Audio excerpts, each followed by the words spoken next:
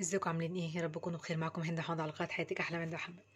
النهارده يوم الاثنين، يوم 6/5 سنه 2024. النهارده شم نسيم، زي ما انتم عارفين. تمام. شم نسيم بقى يعني ايه؟ يعني رنجه وفسيخ. دي سلطه رنجه ان شاء الله هبنزل طريقه قريب على القناه. ودي بطاطس محمره في الاير فراير بطريقه صحيه ان شاء الله هبنزل طريقتها قريب على القناه. وعيش بلدي وخيار وطماطم وبصل اخضر. لو عندك جرجير حطي، لو عندك خس حطي، اي نوع خضار يا جماعه. طبعا زي ما انتم عارفين كده ان الرنجه والفسيخ بيحبوا الخضار. انا ما بحبش الفسيخ، ماليش فيه. بحب الرنجه.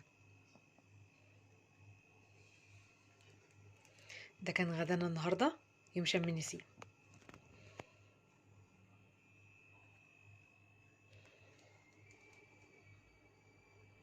لو عجبك الفيديو لايك واشتراك في القناه، وريت تدعمنا بالاشتراك. والسلام عليكم ورحمه الله وبركاته، وكل سنه وانتم طيبين.